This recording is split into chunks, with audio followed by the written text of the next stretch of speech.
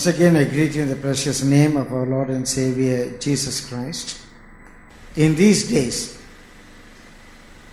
people are talking more about the end time. Especially in this month of September, last month, we had the fourth blood moon of the Tetrad. We had a solar eclipse. And also especially the visit of Pope Francis to America. And the meeting between Pope Francis and Barack Hussein Obama was much spoken about. And the prophetic watchers started giving signals about the end time. It was very powerful that the head of one of the largest religious sect, Roman Catholicism, and the head of a powerful nation, America, they were meeting together. Could there be any spiritual significance to it? My dear brother, my dear sister, people are asking me questions on that. And also the social media is flooding with information about their meeting. The rarest meeting of the head of a very large religious sect and the head of the most powerful nation today on the face of the earth. Not only because of that, things transpire in their meetings, in their speeches. These things were also cause for this anxiety or these interpretations about what is going to happen next. And this is the 70th year of United Nations. And this is the first time a Pope is requested to address the General Assembly of the United Nations. He was also a head of a state, a small state. But he was more a religious leader. He belonged to a particular religion. But this religious leader is asked to address the General Assembly of United Nations, first time in the 70th year. In the Bible, in the book of Revelation chapter 13, we read there the head of a nation or a political leader and the head of a religious leader or a false prophet meeting together, scheming for this planet. So in the book of Revelation, they are described as beasts. That's not a very wrong term. Generally, kings and kingdoms are called by the names of animals. Probably the word beast may sound little odd. The Cholas are called by tigers. Pallavas are called by lion. Pandyas are called by fish. China, dragon. England, lion. America, eagle. Like that, different nations are called by different beasts. So generally, beasts in the Bible represents kings and kingdoms. In the Old Testament, in the New Testament, we see about beasts representing kingdoms. Egypt was a crocodile. When Jesus was talking about Herod, he just said, go and tell that fox. Go and tell that fox. My dear brother, my dear sister, these can be represented by different beasts, their nature.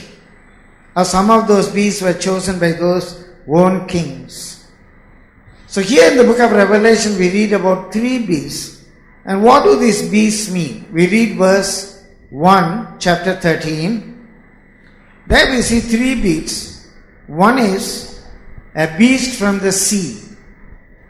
A beast from the sea. One is a beast from the earth. And the third one is a dragon, the old serpent. We go to verse 1, please. And I stood upon the sand of the sea. And I stood upon the sand of the sea. So the book of Revelation was written by John. And John, it was in the days of King Domitian. Towards the end of the first century. Domitian is the son of Vespasian. In the days of Vespasian, under the leadership of his son Titus, who became a Caesar later, Jerusalem was destroyed. The temple was burnt. And Titus was succeeded by Domitian. Domitian claimed that he was God. And Domitian compelled people, his citizens, to worship him. Our Lord Savior. Domitian was called our Lord Savior. Jews, they are not willing for that. Christians were not willing to worship him as Savior. So they were punished and transferred to different places. They were made exile. So John was sent on exile to the island that was called Patmos. It was a very small island in the Mediterranean Sea. It's a very small island. The length was about 8 kilometers and the breadth was about just 500 meters, half a kilometer. It was a punishment. There they had to live and die. It's a very cruel punishment. And John was in that island. He was pretty old, must be 90 plus. There must have been a very big question in the mind and heart of John. What is next? His brother was already killed, James. His friends, Peter, Paul, they are already killed in the days of Nero. Thomas was killed in India. Now in the days of Domitian, the church was persecuted. The church was persecuted. They are scattered. He is sent on exile, on a death punishment. So what will happen to the church next? When probably he was with that question, what is next? On a Lord's day, the Lord Jesus appeared unto him and said, John, don't worry. Everything is within my control. I am the Alpha, I am the Omega, I am the beginning, I am the end. I am the first, I am the last. I got the keys of death and hell. You don't worry about anything. Fear not, I am with thee. I am upholding my servants on my right hand. Still I am walking in the midst of the churches. And he revealed to John what will happen to the churches, what will happen to Israel, what will in general happen to the world. And the Lord said everything is written in a scroll and has put 7 seals to it. As the seals are opened one by one, John was able to understand what would happen to the church, what would happen to the world, what would happen to Israel, what is next. And the purpose God was revealing that to John, not only for John to understand, in all generations, all the children of God to understand. It is not a closed book, it is an open book, it is the book of Revelation. And this morning for our study we are going to concentrate only on chapter 13. John chapter 13. In John chapter 13 we see John was standing on the seashore of Mediterranean Sea. We don't know whether it was the island Patmos or in that vision he was standing in Rome or Israel.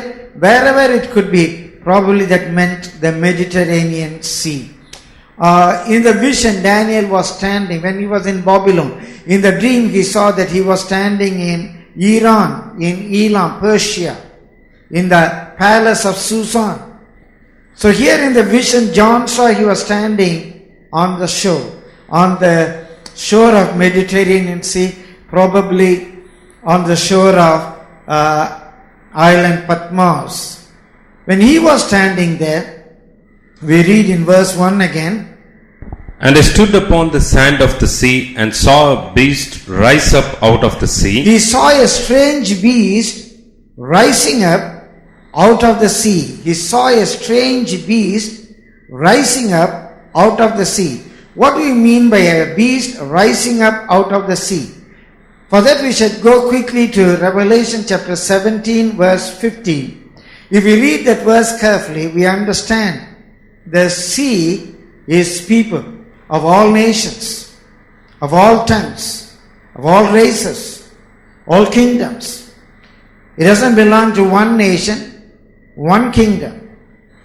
So here we see that women sitting upon the beast, that speaks about the false religious system upon this beast that is rising up humanity of all nations, of all religions.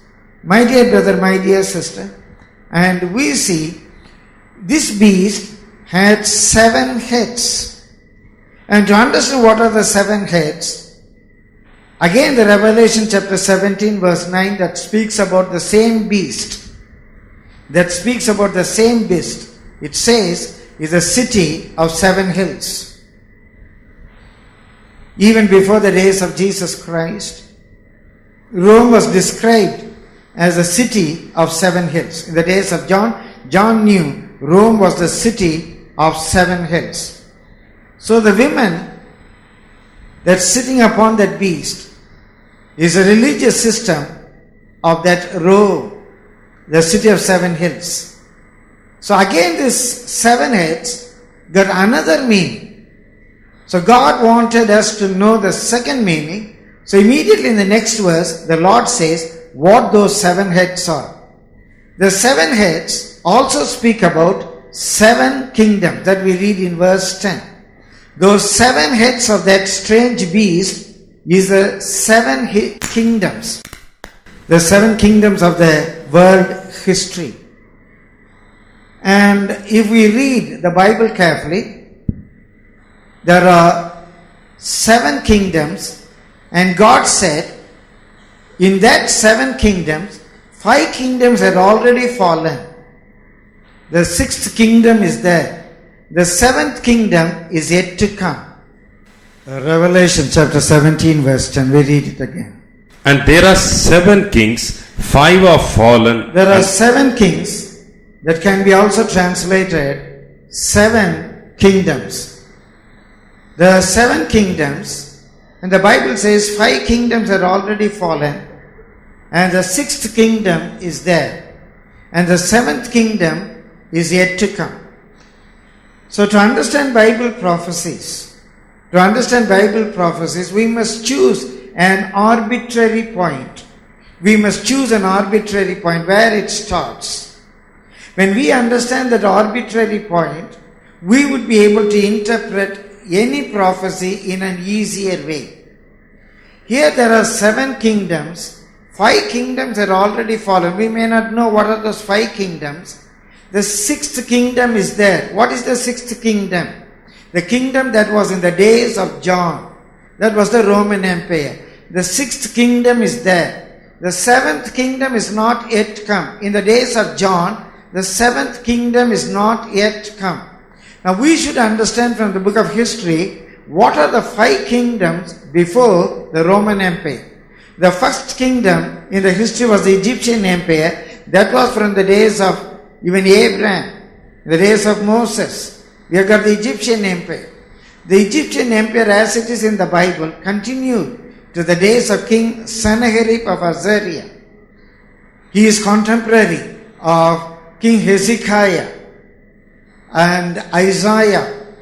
In the days of King Hezekiah, as it was said in the Bible, Egyptian Empire came to an end and Assyrian Empire came to the power. In the days of the Assyrian Empire, Israel, 10 tribes of Israel was taken into captivity. As it was prophesied in the days of Jeremiah, in the days of Daniel, Shadrach, Meshach and Abednego, the Assyrian Empire came to an end and the Babylonian Empire was established by Nebuchadnezzar as it is given in the Bible. As it is given in the Bible. My dear brother, my dear sister, as it was foretold by Jeremiah exactly that empire continued only for less than 70 years. In the 70th year, Israel or Jews were able to have a deliverance from their captivity. In the days of King Cyrus, as it was foretold, the Babylonian Empire came to an end and Medo-Persian Empire was established.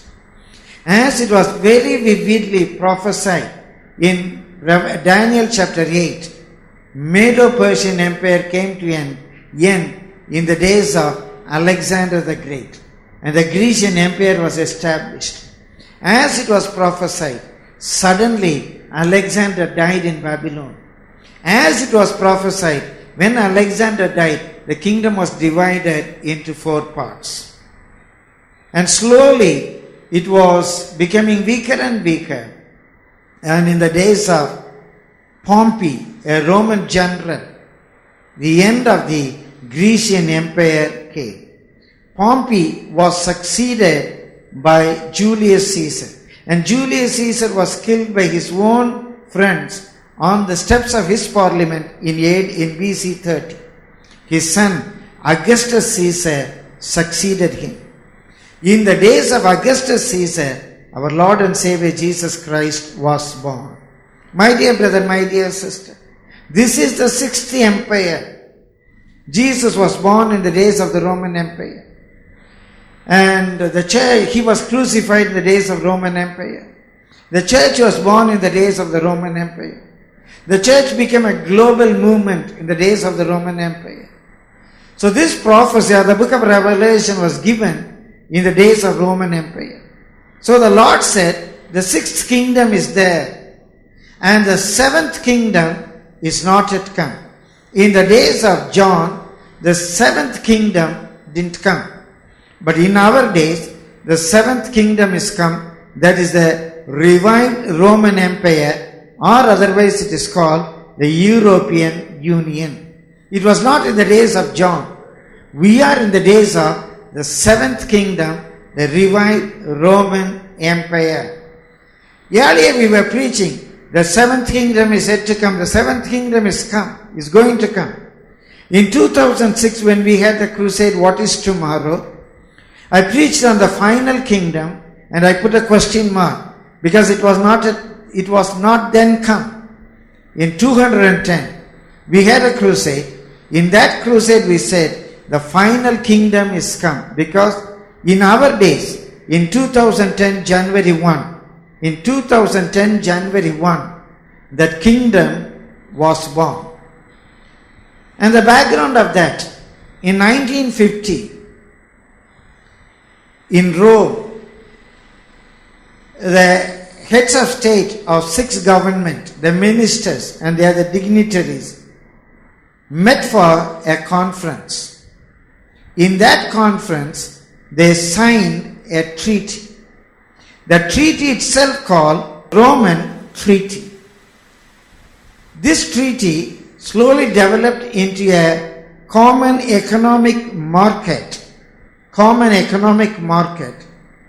and slowly it became Union of States. India is also Union of States. America is a Union of States. Like that, today Europe is a Union of States. This is the 7th empire that was spoken of, and they got in AD 2010, it became one union.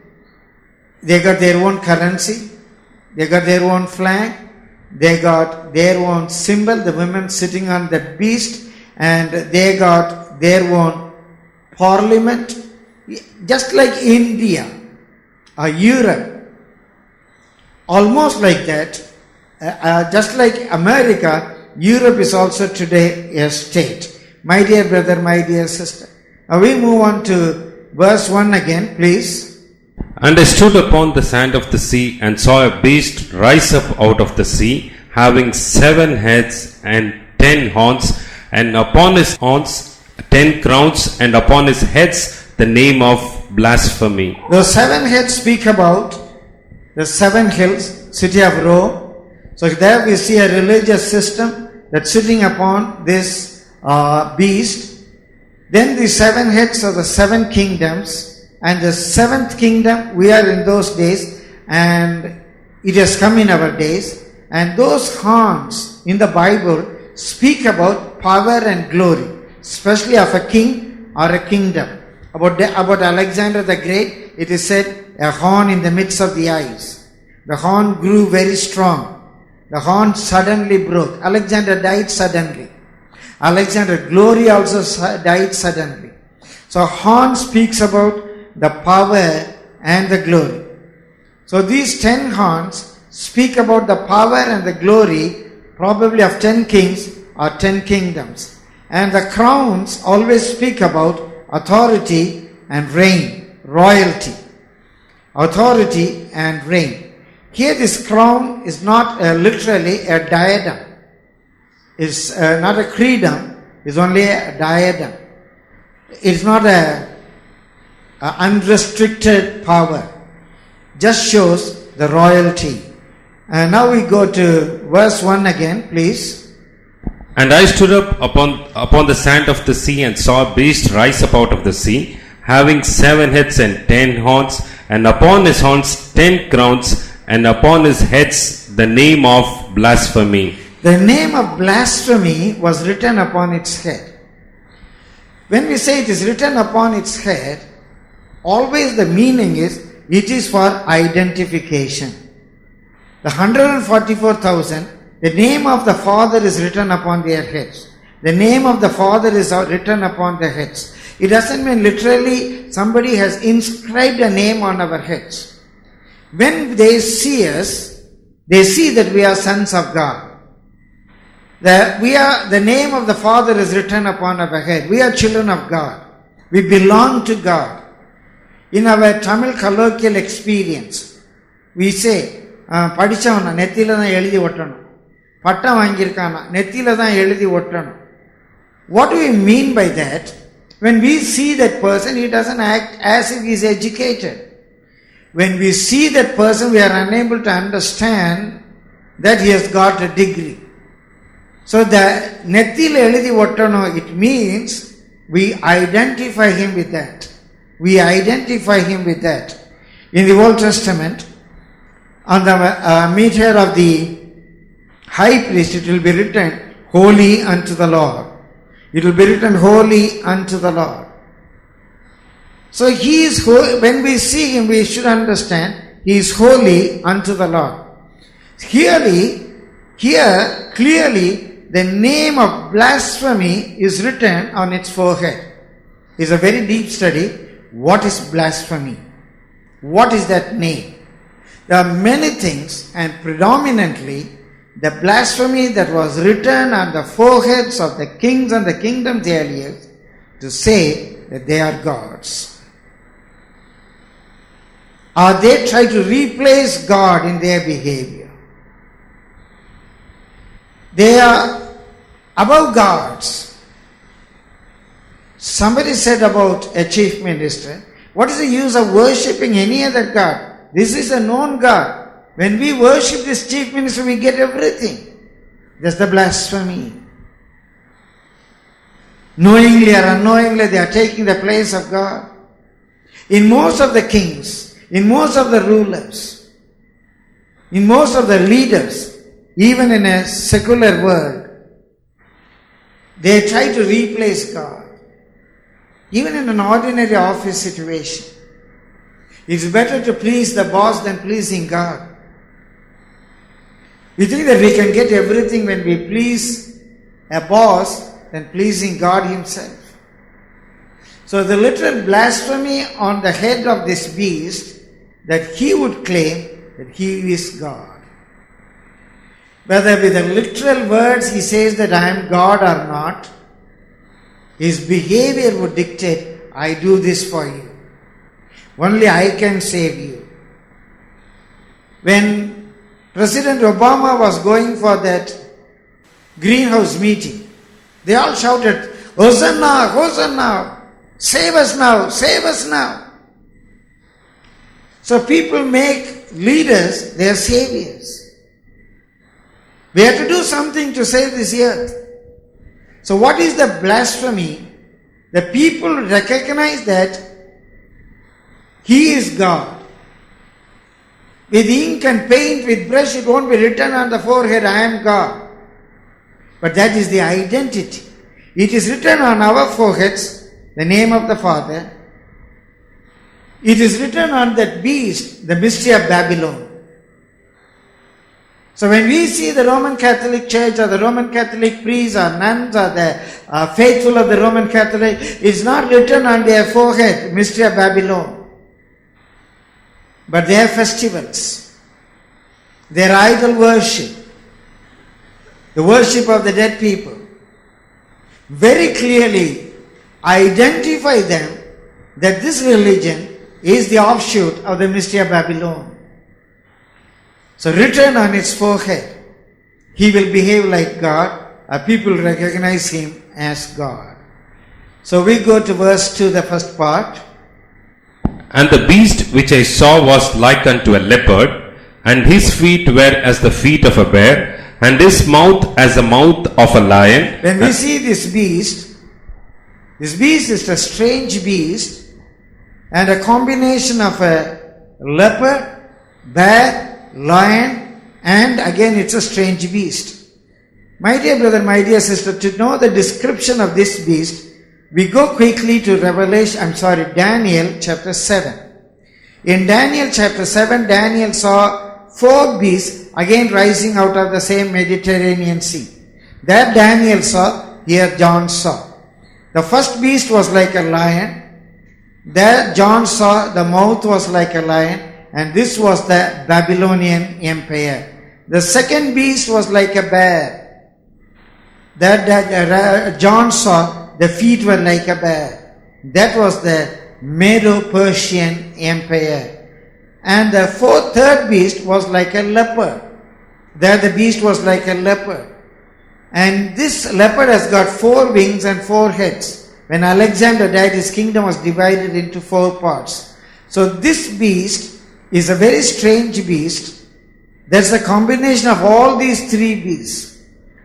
In the book of Daniel, Daniel saw a 4th beast, a strange beast. And Daniel was very curious about the head of the beast, and the head of the beast has got 10 horns. Here also this strange beast in the book of Revelation has got 10 horns. When Daniel was watching those 10 horns, today we understand that was the Roman Empire. When he was watching the 10 horns, a little horn was coming out of this revived Roman Empire. The head was the revived Roman Empire. In the Roman Empire, a little horn came. This little horn is called the beast here. In verse 11, Revelation 17, we read, And the beast that was and is not, even he is the 8th and is of the 7 and goes into perdition. So out of this 7th kingdom, an 8th kingdom must become. That is the beast. In Revelation 17:11, the beast is identified as the person that comes out of the 7th kingdom. In chapter 13 we saw the beast, and in Revelation 17:11 we see that beast coming out of the 7th kingdom or the revived Roman Empire. He is called the 8th. In chapter 13 he is the beast. Chapter 17, the same beast upon which a religious system is sitting. And in Daniel chapter 7, he is the little horn. And also in Daniel chapter 8, he is called the little horn. A beast that would rise out of the 7th kingdom or the European Empire. When we say European Empire, it also includes the lion and its cubs. All the English-speaking nations like America, Greenland, Netherlands, Australia, New Zealand, etc., etc. Because we read in the Bible, lion and its cubs. We go very quickly to verse 12. And the 10 horns which thou sawest are 10 kings, which have received no kingdom as yet. They have not received no kingdom as yet. Now please listen carefully to the fulfillment of prophecies. Now in the seventh kingdom, the Roman Empire, there are about 27 nations. In this Roman Empire, there are 27 countries today. The Roman Empire was divided into 24 small nations, slowly disintegrating. Now it has got 27 nations, 27 states. In these 27 states, 13 states are very strong. 13 states are very strong, iron. And 14 states are very weak, clay. Iron and clay have come together in our days. And probably a time will come. 10 presidents may have a corporate leadership. They will control the total affairs of the European Union. They may have some special powers. It is not yet come, because it has to come. And those who understand the economy, you will understand. Now, one of the states, Greece, is very poor. England, Netherlands, France, Germany, they are very strong. So they have to help this weak Greece to come up. Then they have to dictate terms. They have to give some economic measures. Some of you might have read these things in the paper. When they gave these terms, even Greece, they said, no, we will go out of the European Union. When they give money, they will say dictate terms. So some of these powerful nations will come to a situation where they dictate terms on the other weaker states.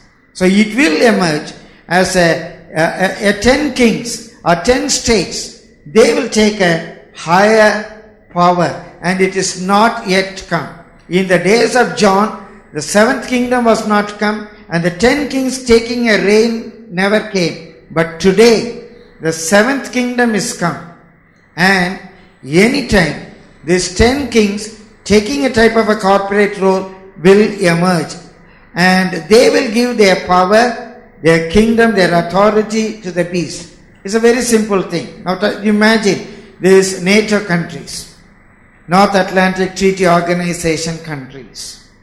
When America wants to wage a war against Iraq, then Britain, Germany, Japan, those friendly nations, they send their armies. They send their military power. They give their intelligence support. So it's a very simple thing. These 10 kings, will they give the power to the beast, the Antichrist, who will emerge from the seventh kingdom. We read verse 13. These have one mind, and shall give their power and strength unto the beast. These shall make war with the Lamb, and the Lamb shall overcome them. For he is Lord of lords and King of kings, and they that are with him are called and chosen and faithful. Glory be to the Lord's holy name. So in the days of these kings, Jesus will come back to the earth. Now we'll go back to chapter 13. This man, this beast, is a man. He's called a man of sin. He's called son of perdition. Now we go to the second part of verse 2. Revelation 13 to the second part. And the dragon gave him his power and his seat and great authority. Here we read about the dragon, the second beast. This dragon is not just a beast on the earth, or it's not a human being. This dragon, in other places it is said, the old serpent. What do you mean by the old serpent? The serpent that was in the Garden of Eden. The serpent that was in the Garden of Eden, the old serpent, Satan. In chapter 12, in the previous chapter, we see this serpent. He also got the same 7 heads reigning upon the 7 kingdoms. He has got the spiritual power again, or the power of darkness against these 7 kingdoms. The 7 heads, 7 crowns. I don't have time to explain everything. He is the spiritual power. The power of darkness that reigns this kingdom, that's behind these kingdoms. Behind Hitler, behind Alexander, behind Nero, behind Mussolini, behind Nebuchadnezzar, behind Pharaoh. Pharaoh killed all those children. King Herod killed innocent children. They got demonic powers. hundreds, thousands of Jews were killed by Hitler. They had demonic power. Many of these kings, many of these beasts got demonic power. They got demand behind them. You know what happened in Sri Lanka? How many innocent people were killed? You know what happened in Iraq? How many innocent people are killed? You know what's happening in the Middle East countries, in Syria? How many innocent people are killed? How many children are killed? At the point blank range, children are shot dead. They got demonic powers. So in chapter 12, this demonic power that was standing before the women to swallow the male child that was formed in the mother's womb, when the male child was taken up, this dragon is cast on the earth. We don't know what is literally, but the dragon or the demonic power is totally unleashed on the face of the earth. Even after from the spirit world, the evil powers are working. But a day is come, literally, totally, never before, literally, totally, the evil power will be released on the face of the earth. We could not imagine how that could be, but that would be terrible. That would be terrible. And this this dragon will give three things: his power, his throne, his authority to the beast, to that global leader. The leader that emerges out of the European Union or its allies. So this dragon will give all its power. He will be totally demonic. He will be totally demonic. The total power of the evil spirit will be upon him. And he will be worshipping. The Bible says in the book of Daniel, he will be worshipping the God of forces. The God of forces or the God of wind. It's a very shocking thing. In the book of Daniel, in English it is said he will be worshipping God of force. It's not force, literally forces of Vayu Bhagavan. There are kings or there are people, those who worship the brutal power of Hanuman. Probably this leader, as it is given in the book of Daniel, will be worshipping that type of a power. He will not worshipping his father's God. He will not be worshipping his mother's God. He will be worshipping a strange God. My dear brother, my dear sister, as God the Father gave all the power to his Son Jesus Christ, the devil, Satan, will give all his power to this evil leader or the Antichrist or the beast. When we say Antichrist, it's not Antichrist. Antichrist means he will be like Christ, a counterfeit Christ. Now we read in verse 3. And I saw one of his heads as it were wounded to death, and his deadly wound was healed, and all the world wondered after the beast. So in the description continues, not for John to understand, most probably for you and I to understand. For you and I to understand. It is for the saints of all generations to understand. It is revealed. It is not revealed to John as we understand, because the seventh kingdom was not yet come. So John could not understand. But John had one revelation. One of its heads will be wounded to death. 5 kingdoms are already fallen. So those 5 kingdoms cannot be wounded to death and live again. They are already fallen. The 6th kingdom is there. The 7th kingdom is not yet come. One of its kingdom will be wounded to death, and that kingdom will come back alive. You take any book of history. The previous kingdoms, the Egyptian kingdom, the Medo-Persian Empire, Babylonian Empire, or Grecian Empire, all those kingdoms had fallen, and they had never come back to life. Egyptian empire came to an end in the days of Sennacherib. And the Assyrian empire came to an end in the days of Nebuchadnezzar. Babylon empire came to an end in the days of Cyrus. The Medo-Persian empire came to an end in the days of Alexander the Great. The Grecian empire came to an end in the days of Julius Caesar. Roman empire never came to an end.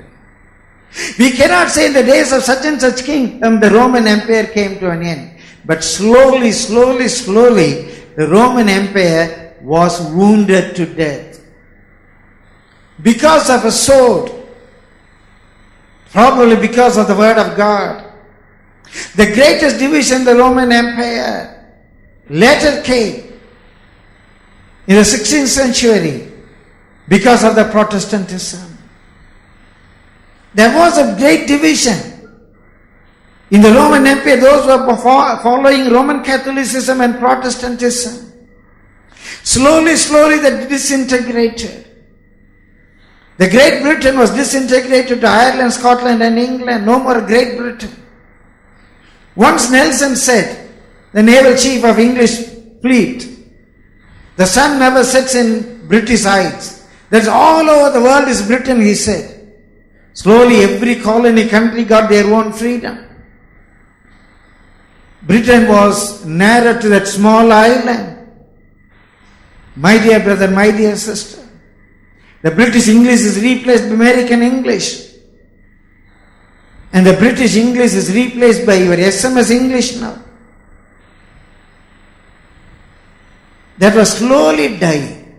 As I showed you earlier, this kingdom that was wounded to death, that head speaks about kingdom.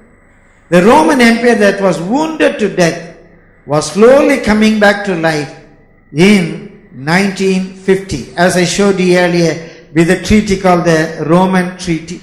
And slowly that became an European Union in our days. That prophecy is being fulfilled. And as I said, they got their own currency, they got their own flag, their emblem, and their parliament. That head was revived to life. If we take this image Daniel saw, if you note this image carefully, the head, that was the Babylonian Empire. The head what you see is the Babylonian Empire. And the breast and arms, that's the Medo-Persian Empire. And that belly and abdomen part, that's the Grecian Empire. The legs are the Roman Empire. And the feet what you saw is the iron and clay. I said 14 states are very weak, iron.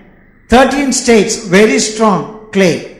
When West Germany and East Germany is a very powerful nation, East Germany was a very weak nation. In 1990, when the Berlin Wall fell, when West Germany and East Germany came together, in the Hindu, they wrote an editorial that the iron and clay have come together. In our days, literally, this iron and clay have come together. We are living in the days of these kings. We are living in the days of these kings. So again in verse 3 we understand that very much we are living in the days of the kingdom whose head was once wounded to death and lives again, and the people are wondering at it. Today again, Europe has become a stronger nation. Once America on the west and Russia or Soviet Union on the north, and Japan, China, the South Asia Pacific countries, they are becoming stronger on the east. But today, again, Europe is becoming a strong nation. Euro is the strongest currency. And prophetically, we are living in the days of this the seventh kingdom, the Roman Empire. I'll go to verse 4 quickly. And they worshipped the dragon which gave power unto the beast. They worshipped dragon that gave power to the beast. A dragon worship, worshipping Satan openly, started. The people are worshipping evil spirits. without knowing they are worshipping Satan. They thought they are worshipping gods and goddesses. They said they are gods. They are goddesses. And also, especially in our India, in our rich Hindu philosophy, there are evil spirits.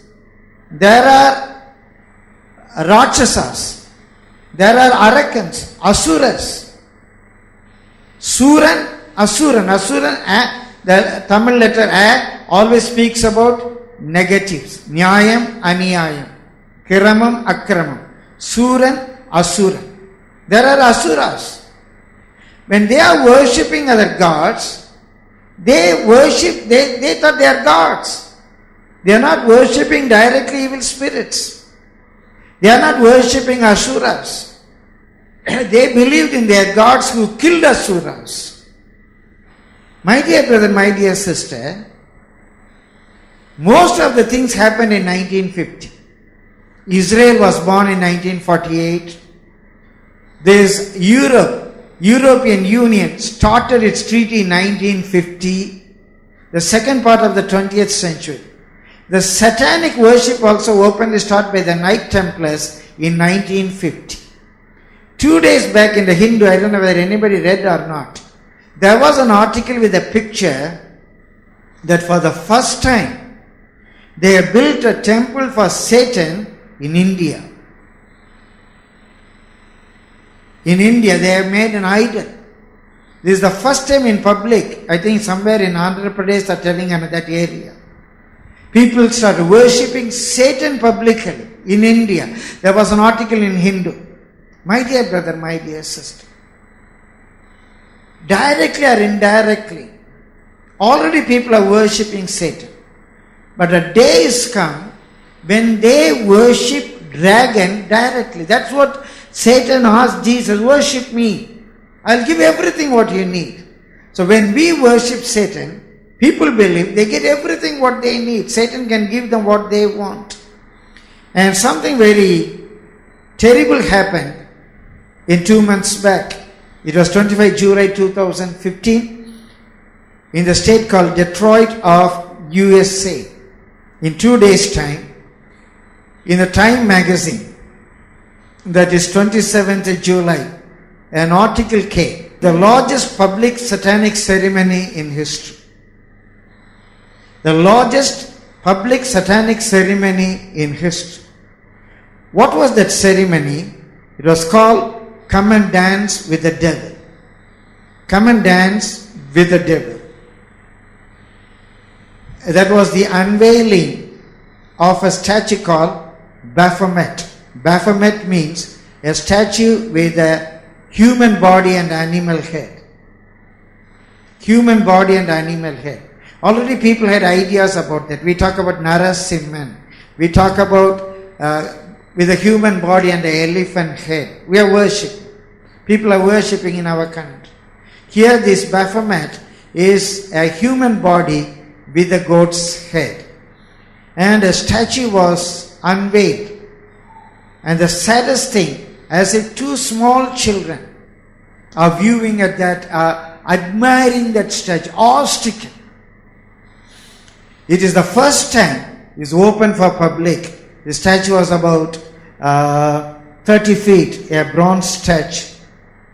And they had the tickets of $25 or something. And those who enter in must sign a paper that I sell my soul to Satan. The very first day, 700 people, they all were basically Christians, or they're the Christian lineage. They went in, they started worshiping. The last evening, the Vivek sent me one clipping on that.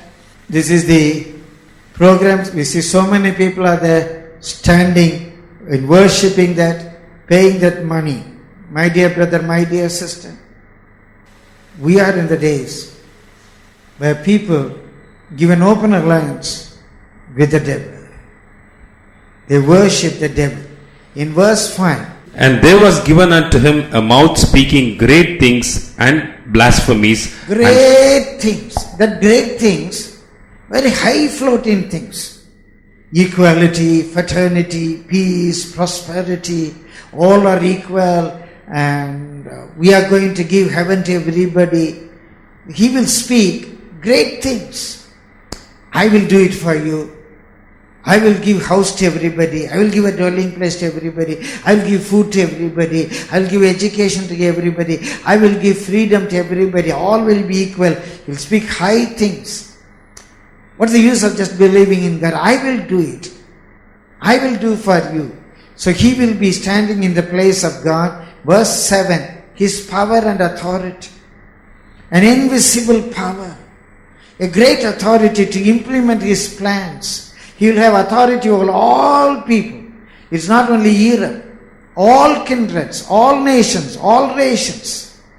So they all have one global system, one global economic market. He will have power and authority all over the world. And he will be worshipped. That beast will be worshipped. And we just read verse 9. If any man have an ear, let him hear. If any man have an ear, let him hear. The same phrase you see in chapters 2 and 3. In chapter 2 and 3, again and again this phrase will be there. But I don't think it was just a mistake in chapter 13. There's a small difference in that phrase John made. Unless the Holy Spirit has moved upon his hands, this difference could not have come. In chapter 2 and 3, 7 times when this phrase was used, the Lord says, or John writes,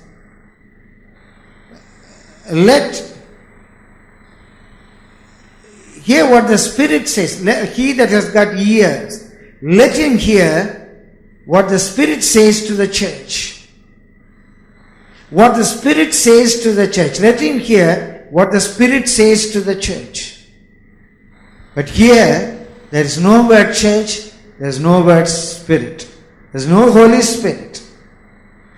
There is no church. There is no Holy Spirit. There is no church. Let him hear. If he has got an ear, let him hear.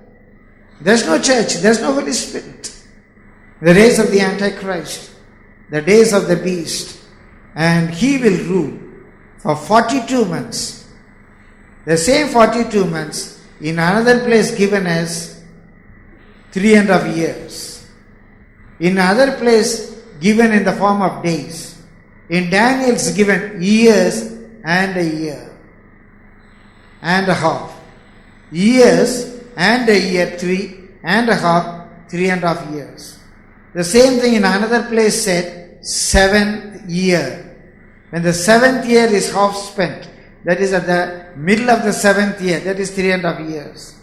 So this 42 months, he will have reign upon the face of the earth. Now we see a third beast. Very important. That in verse 11 we read, I beheld another beast coming up out of the earth, and he had 2 horns like a lamb, and he spake as a dragon. This beast was like a lamb. Lamb speaks about Jesus.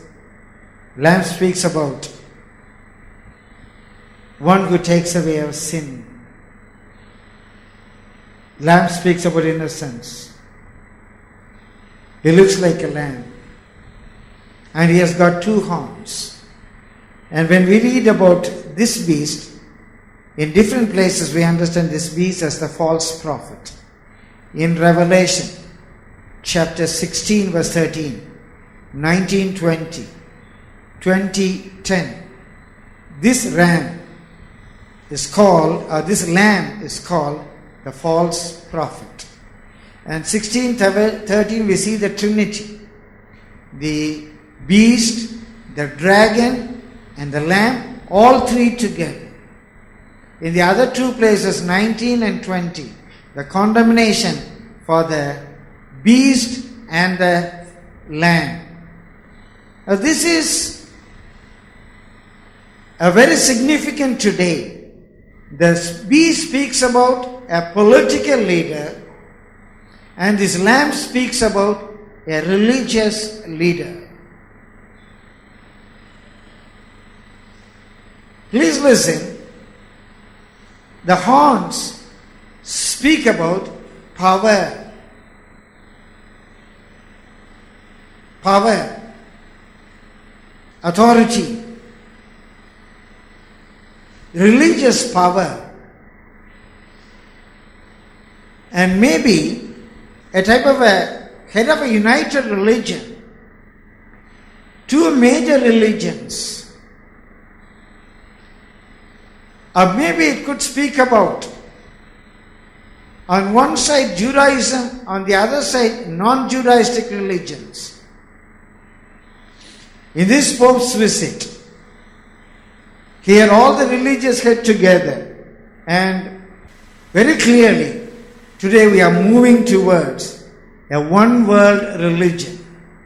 On the one side one world order, on the other side one world religion. It's something not new. Even Pope John Paul, he said about the monotheistic religions, Judaism, Muslim and Christianity. He said, in Islam, they call God Allah. Israel, they said the name of Allah is Yahweh. Christians, we believe Yahweh came in the form of Jesus. Our difference is only denominational difference. We are one. It sounds very well. He speaks great things. One religion, religious tolerance. It's good. We all are one. We are worshipping one Almighty God. In other words, the uniqueness and exclusiveness of Christianity is slowly getting lost. Today we hear about Chrislam, and they are building temples for Chrislam. Already a religion has come that is uniting Christianity and Islam. Chrislam is come. And today, the West, the Europe, is inviting all these Muslims into their nations.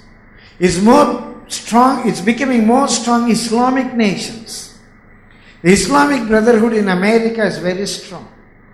So here we see a beast that will be all-powerful, united religion, a false prophet. In verse 12, please read.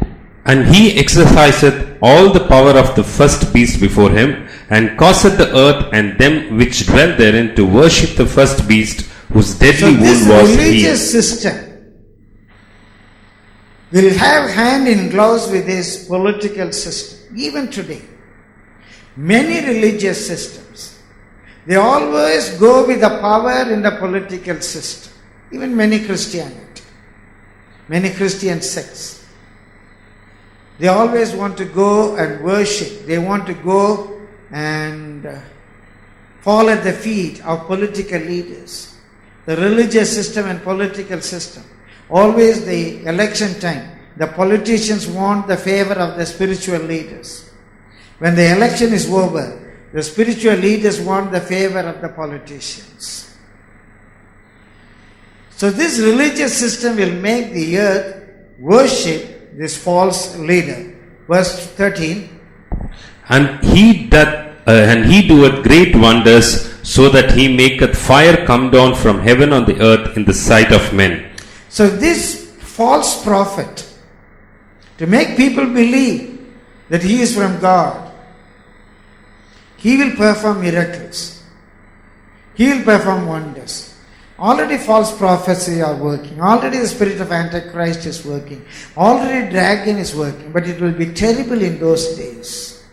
So he will perform signs and miracles. Yes? And deceiveth them that dwell on the earth by the means of those miracles which he had power to do in the sight of the beast, saying to them that dwell on the Verse earth. 14. And he deceiveth them that dwell on the earth by the means of those miracles which he had power to do in the sight of the beast, saying to them that dwell on the earth that they should make an image to the beast which had the wound by a sword and did live. And he had power to give life unto the image of the beast, that the image of the beast should both speak and cause that as many as would not worship the image of the beast should be killed. And he causeth all, both small and great and rich and poor, free and bond, to receive a mark in their right hand or in their foreheads. Please listen. an image will be built for the beast. That image will speak. It has been the belief, I was reading from the ancient days, that gods which were made of images will speak. They go and stand before a statue and say, speak, Amma Thaye pesu, Andavare and pesu. And they have believed, at times the image will open its lips and speak. Image will speak. When God speak to us through images, it was an expectation that God would speak to us. And we know images as gods. There the Mother statue opened the eyes. We saw that Mother statue, its lips are moving. We have seen, you might have seen in cinemas, they'll cry before their gods, those images. And all of a sudden that image will open its mouth and speak.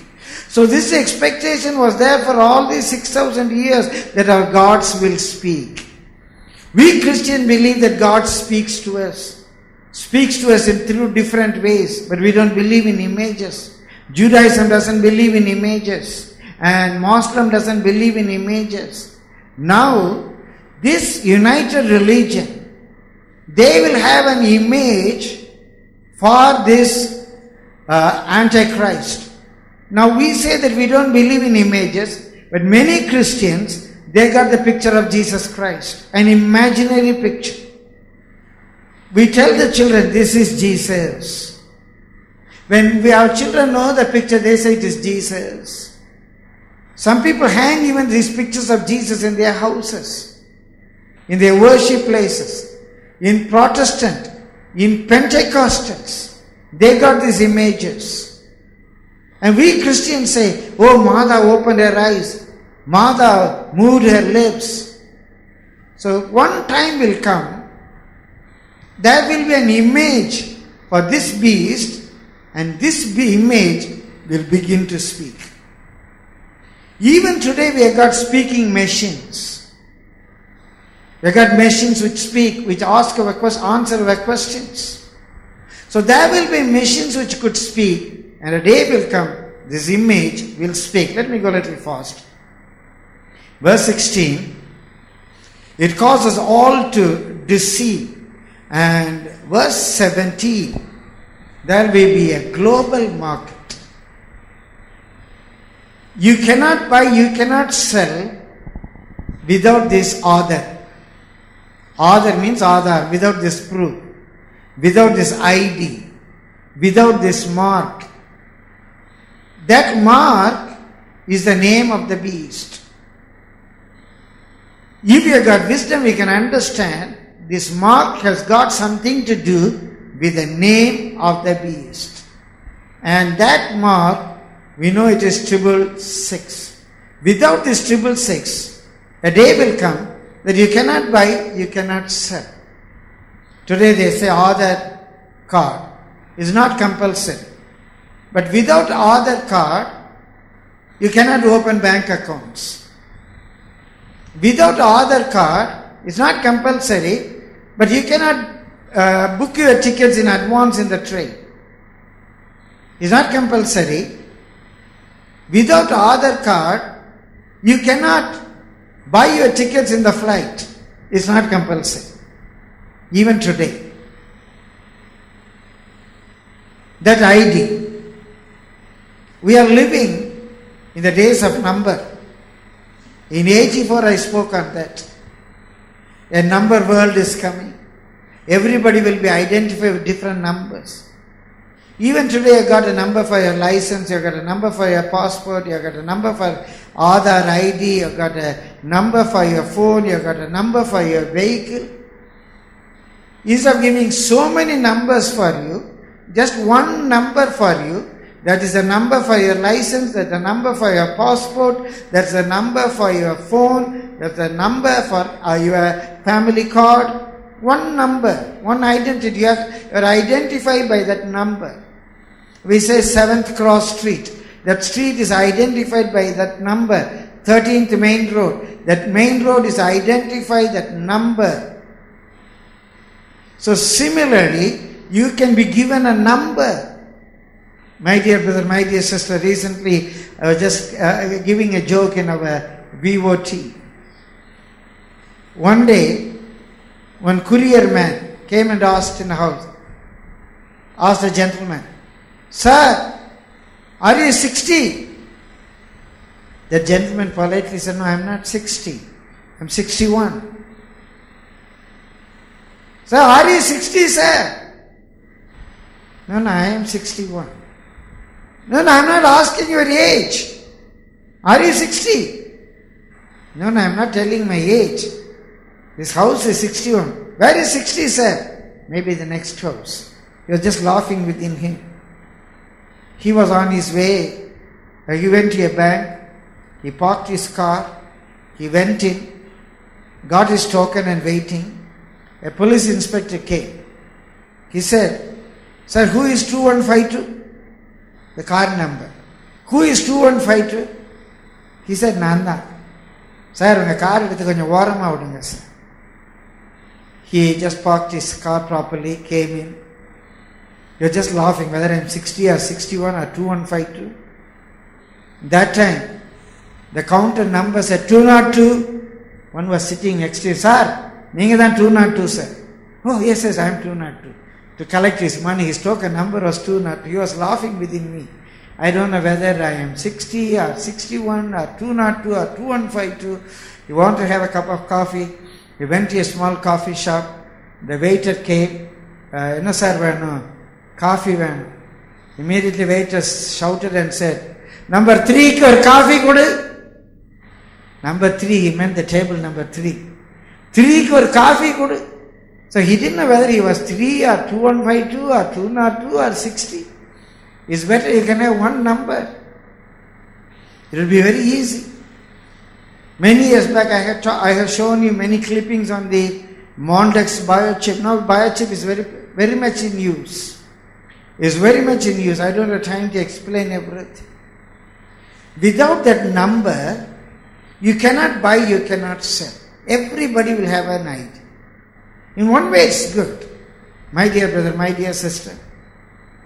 But that number, directly or indirectly, covertly or overtly, will have 666.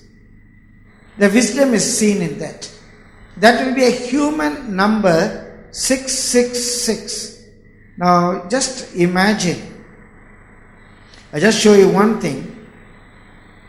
You might have seen in the letters, if you go to your Bible, in Psalm 119, there will be a lot of divisions, and the 6th division, you'll see this Hebrew letter.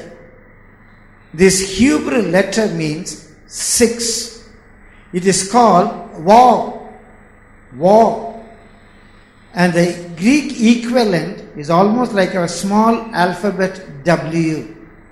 A small alphabet W. This is that Vav. So what probably John saw was not the Hebrew letters this.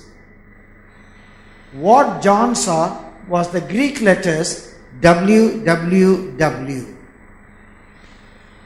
In that vision, John would not have seen this 666. John would not have seen this Hindu Arabic numeral. This Hindu Arabic numeral.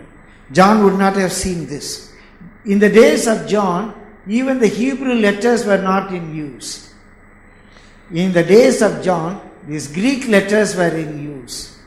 These Greek letters mean 666. You can see that in your Bible. In Psalm 119, the 6th part will be given with this Vav. In some of the Bibles, they have used these Greek letters, WW, for that 6. My dear brother, my dear sister, after they started using this WWW as a code, or 666 as a code, then they want to have an expansion for this WWW, and it is a historical fact. The acronym was first formed, then the explanation World Wide Web was given later. Whatever it may be, it is called web or net It's something that could catch anything that flies unawares. The literal meaning of web is something that could catch anything or anyone that flies unawares. Nobody will go and straight away fall into a web. Nobody will go and straight away fall into a net.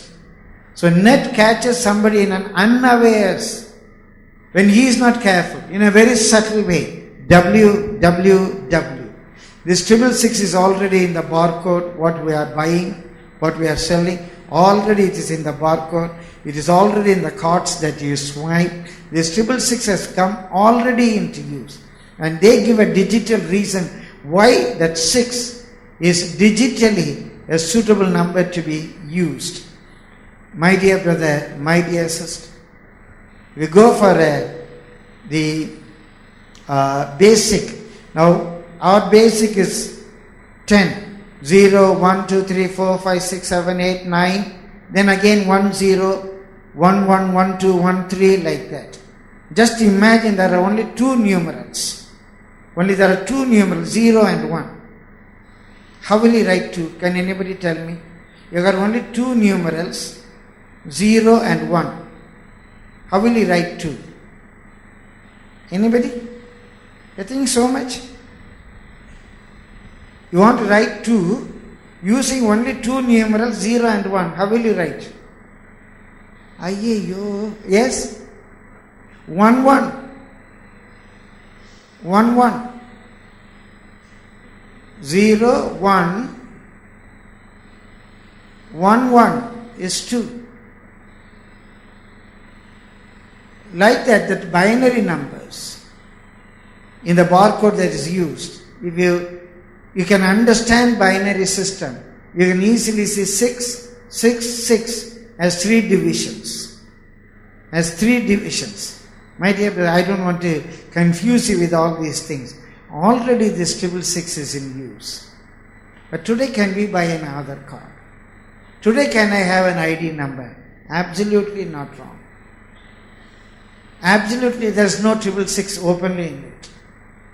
But one thing we have to be careful. When we are left behind, it is not necessary that we should buy that number on that day. Suppose a chip is implanted and it starts with a number, an 8-digit number, say my phone number, a 8-digit number, or a 98409773777, a 10-digit number. Suppose they want to make it a 16-digit number, or they want to make it a 14-digit number.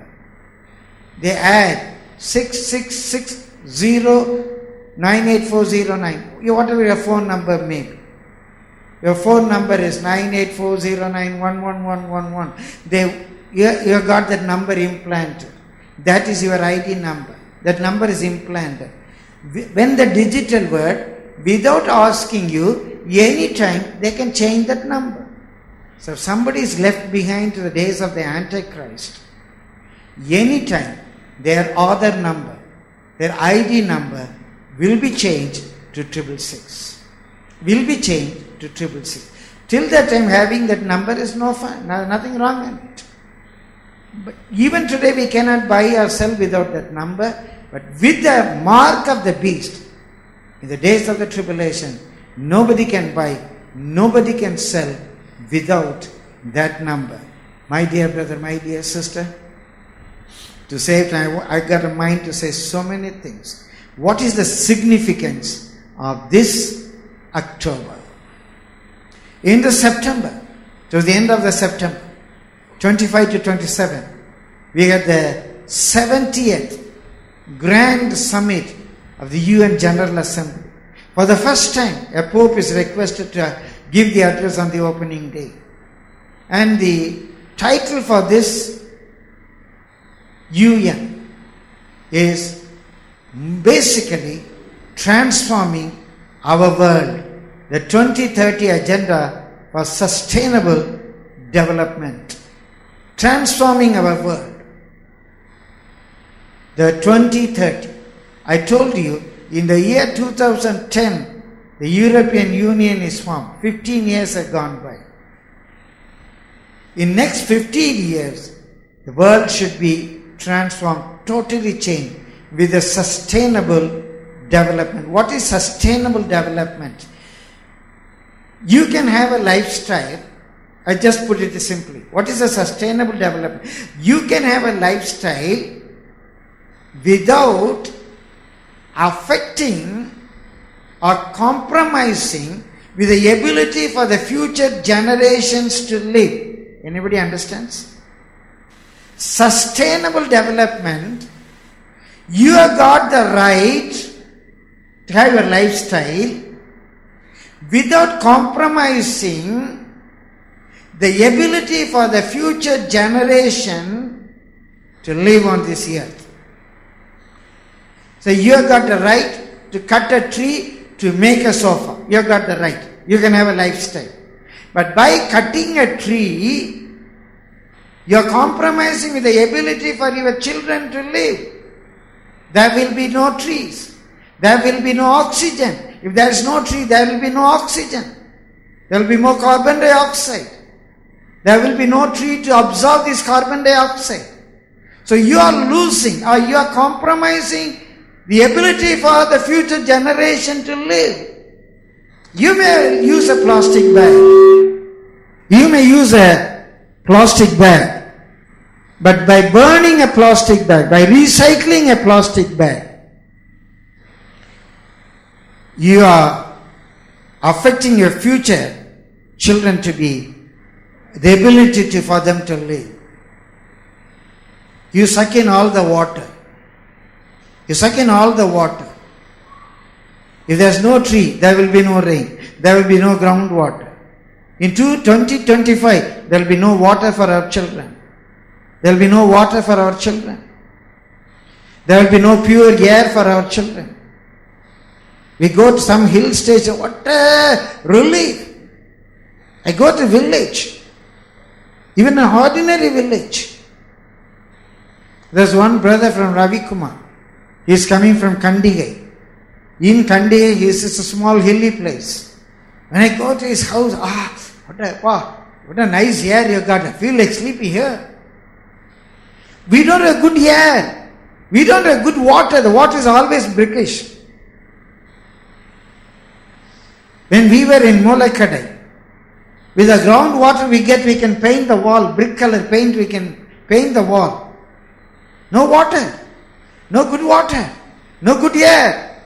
So we have to give a sustainable development for the future. It sounds very well. He will speak great things.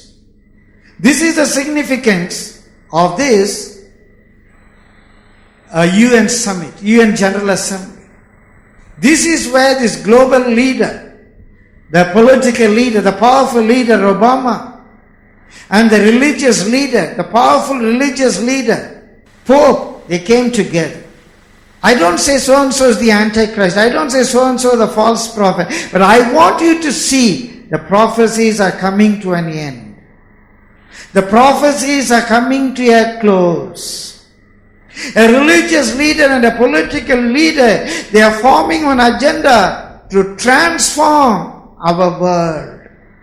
This agenda has got about 91 points or paragraphs. This agenda has got 169 targets. And this agenda has got 17 goals. My dear brother, my dear sister, a very powerful agenda, what this world needs today. The preamble, always those who know the Constitution, the preamble explains what that agenda is. The preamble, I just read verbatim. The agenda is a plan of action for people. This 2030 agenda is for people. It is a plan of action for people, for planet Earth. And in that agenda, the earth is called Mother Earth, Bhuma Devi. Mother Earth, for people, for planet, and for prosperity. It also seeks to strengthen universal peace in larger freedom. No modern slavery. larger freedom. It sounds well. He speaks great things, high floating things. What is this largest freedom? The interpretation was terrible. No more a husband can have authority over his wife. No more parents have an authority over their children. Even now it is there. There is no modern slavery. The Bible says, husband is the head of the wife. It is modern slavery. We don't want that Christianity. We don't want Bible-based Christianity. Children, obey your parents. No, that's slavery. Why should I obey them? Who are they to correct me? It is modern slavery. We don't want that Christianity. We don't want that Bible-based Christianity. Why should the wife be submissive? In those goals it is there, brother, sister. The total freedom for women. Eradicating modern slavery. There was a slavery earlier. Now the modern slavery. When I was reading that that phrase modern slavery, I wanted to see what is exactly that modern slavery. Different definitions are there. My dear brother, my dear sister, the goals are terrible. Even a few days before that agenda was released, there was a man by name Mike Adams. He's not a Christian. He's not a Christian. He is an intellectual thinker and social analyst, a health ranger. And he gave interpretation to all the 17 goals. And he said, the United Nations 2030 Agenda Decoded, it is a blueprint for the global enslavement of humanity under the boot of corporate masters. You need not obey your parents, but you have to obey the government. You need not obey your husband, but you have to obey the common rule. My dear brother, my dear sister, we are living in the terrible days. There's 17 goals. I don't have time to read. The goals are very high floating. But when I was reading the explanation, the translations for those goals, my bowels are churning. The Bible prophecies are raw before our eyes. We are living in those days. Just I read 2 goals and the 17th goal. If you want to know about that in detail, you can just put 17 goals, SDG. SDG means Sustainable Development Goals. Just put SDG, you'll get all the 17 goals. Just read 2 goals. Goal number 1. End poverty in all its forms everywhere. End poverty in all its forms, globally. Nobody should be poor. How good it is. Are we not welcoming it? He is not anti-Christ. He will be anti-Christ. He will be a Messiah. The whole world will worship him. Somebody is bringing an agenda to end poverty. Poverty in all over the world. What a good agenda it is. Agenda number 2. End hunger, achieve food security and improve nutrition and promote sustainable Many years back we agriculture. preached on that. The Antichrist will bring a ration system. Nobody will be hungry. He will end hunger. Everybody will have food. From everywhere the food will be sent. But this Yahweh God will destroy ships. Vegetation will be destroyed.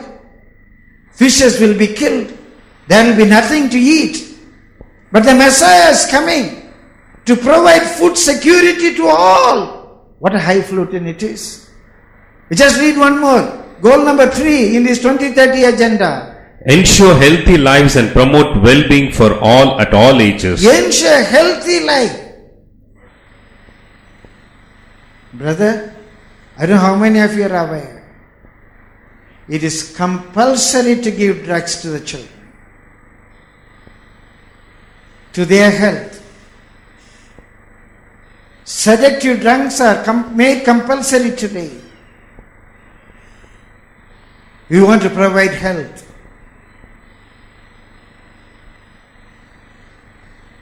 There will be a lot of new sicknesses. Cancer, no medicine. Dengue, no medicine. We'll give some medicine that could sustain them, good health. There are a lot of projects. Everybody must have a house. 17 goals. January 1st, in 2 months' time, that's the first day the implementation begins.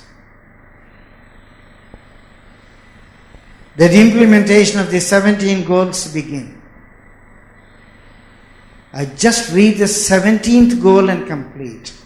Please read the 17th goal. Strengthen the means of implementation. Strengthen the means of the implementation of these goals.